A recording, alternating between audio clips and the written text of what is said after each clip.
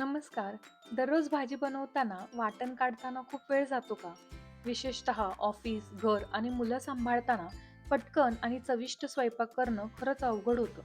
म्हणून आज मी तुमच्यासाठी घेऊन आले आहे अशी 4 खास वाटणं जी तुम्ही एकदम बनवून फ्रीजमध्ये स्टोअर करू शकता.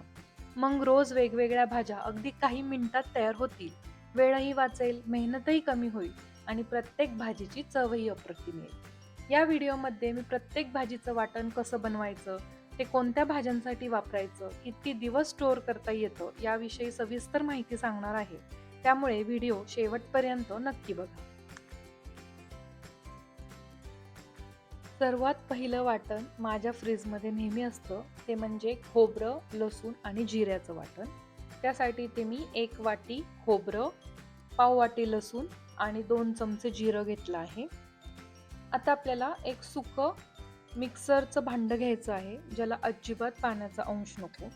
यामध्ये हे सर्व पदार्थ घालून ते आपल्याला बारीक वाटून घ्यायचे आहेत. वाटण वाटताना आपल्याला अजिबात पाण्याचा वापर करायचा नाही.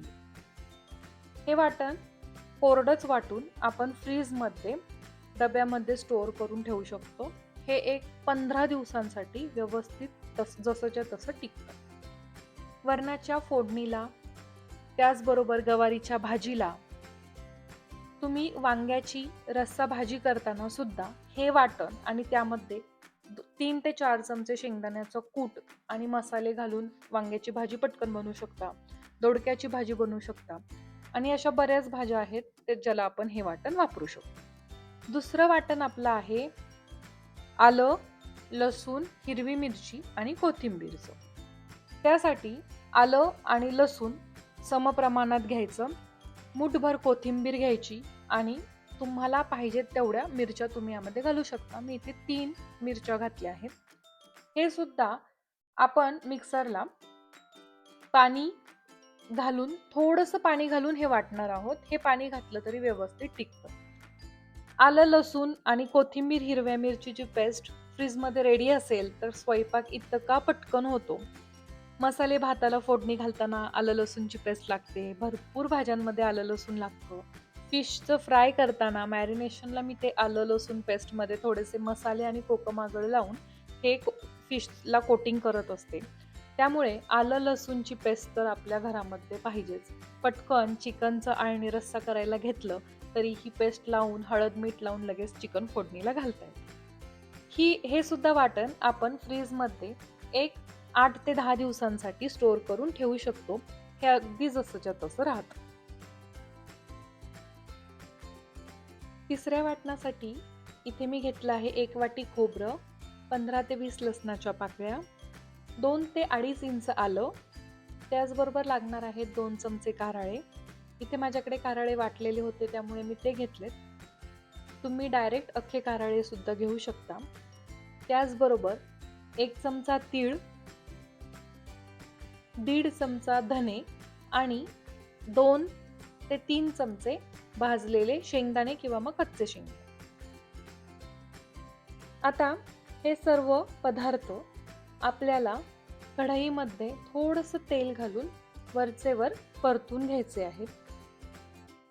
सर्वात आधी आपल्याला कढईमध्ये तेल घालून ते गरम करून घ्यायचे. तेल व्यवस्थित गरम झालं की त्यामध्ये सुकं उभं चिरून घेतलेलं खोबरं घालून घ्यायचे आणि लो टू मीडियम फ्लेमवरती आपल्याला हे छान सोनेरी रंगाचं होईपर्यंत परतून घ्यायचं. खोबरं खूप सुद्धा चॉकलेटी रंगाचं होईपर्यंत परतायचं नाही, नाहीतर मग त्या वाटणाला एक करपट असा वास आणि चव लागते. तुम्ही बघू शकता अशा पद्धतीने मी सोनेरी रंगावर हे खोबरं परतून घेतलं आहे. खोबरं छान परतून झालं की एका डिशमध्ये काढून घ्यायचं. नंतर याच कढईमध्ये मी शेंगदाणे परतून घेणार आहे. शेंगदाणे सुद्धा थोडेसे सोनेरी रंगाचे होईपर्यंतच परतायचे आहेत आणि नंतर ते आपल्याला प्लेटमध्ये काढून घ्यायचे. सर्वात शेवटी आपल्याला लसूण, आलं, धने आणि तीळ परतून घ्यायचे आहेत. जर तुम्ही कारळे वापरत असाल, अख्खे कारळे, तर ते सुद्धा याच वेळी आपल्याला परतून घ्यायचे. आता हे सर्व आपल्याला एका ताटामध्ये काढून घ्यायचं आहे. पूर्णपणे थंड होऊन द्यायचं आहे आणि नंतर मिक्सरच्या भांड्यामध्ये हे आपल्याला पूर्णपणे वाटून घ्यायचं आहे. हे वाटत असताना यामध्ये अजिबात पाणी घालायचं नाही. जेव्हा आपण भाजी बनवतो त्यावेळेस आपण थोडं जेव्हा यातलं वाटण मिक्सरच्या भांड्यात घेऊ त्यावेळेस थोडं पाणी घालून हे बारीक आपल्याला पाहिजे त्याप्रमाणे वाटून घ्यायचं. परंतु आता यामध्ये पाणी घालायचं नाही. आता हे जे वाटण आहे ते आपण ज्या पण भाज्या आपण कारळ्याच्या रस्स्यामध्ये करतो, काळ्या रश्श्यामध्ये करतो त्या बनवू शकतो. जसं की सर्व कडधान्य, हरभऱ्याची रस्सा भाजी वगैरे ह्यामध्ये खूप मस्त होते. बोंबिलची भाजी करू शकता तुम्ही. अशा पद्धतीच्या भाज्या आपण या वाटणामध्ये बनवू शकतो. कडधान्याच्या उसळी सुद्धा तुम्ही या वाटणामध्ये बनवू शकता. आता सर्वात शेवटचं आपलं वाटण आहे ते म्हणजे नॉनव्हेजच्या भाज्यांसाठी लागणारं वाटण. तर इथे मी 2 मोठे कांदे उभे चिरून घेतले आहेत. साधारण 1-1.5 वाटी हे कांदे आहेत. त्यासाठी मी 1 ते 1.25 वाटी सुकं खोबरं उभं चिरून घेतलेलं आहे. नंतरनं इथे मी भरपूर असा लसूण आणि आलं घेतलं आहे. तरी साधारण पाव वाटी लसूण आणि पाव वाटी आलं आहे. 3 ते चमचे इथे मी हरभरा डाळ घेतली आहे. त्यानंतरनं धने, तमालपत्राची 2 पानाचे तुकडे करून घेतलेले आहेत.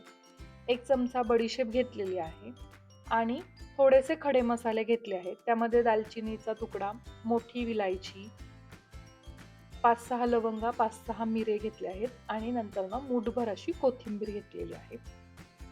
आता सर्वात आधी कढईमध्ये तेल गरम करून घ्यायचं आणि त्यामध्ये हरभऱ्याची डाळ घालून ती छान सोनेरी रंगाची होईपर्यंत परतून घ्यायची.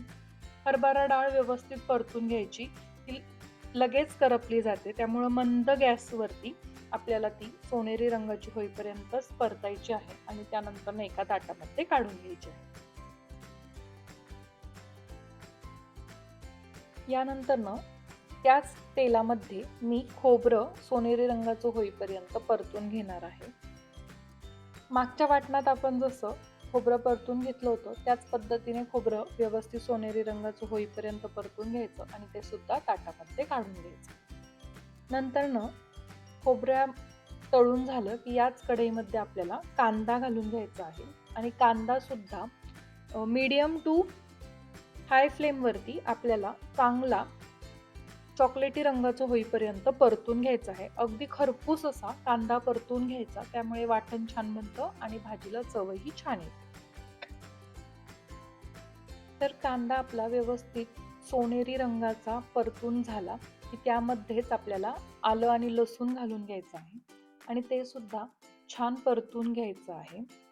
आलं लसूण परतून घेतलं की त्यामध्येच आपण राहिलेले सर्व जिन्नस यामध्ये मिक्स करून घेणार आहोत.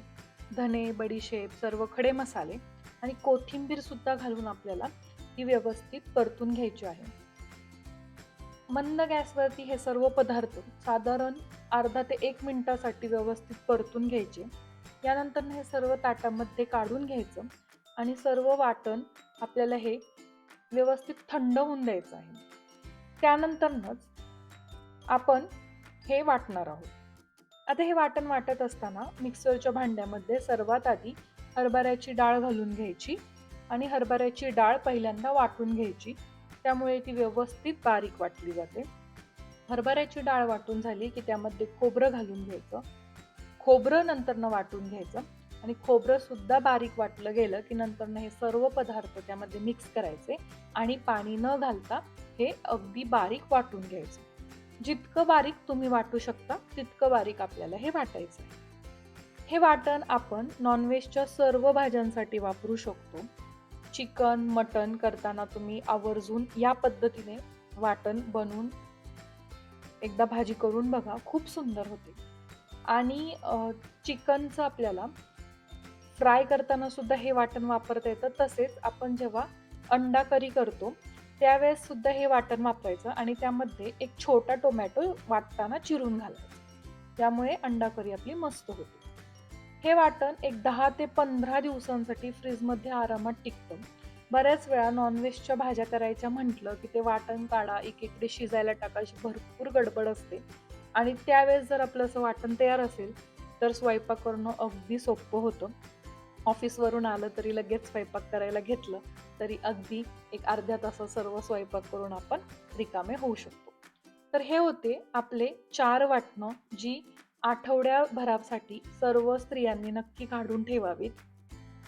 मदत होते यामुळे. तर तुम्हाला आपली ही आजच्या 4 वाटणांची रेसिपी कशी वाटली हे मला कमेंटमध्ये नक्की सांगा.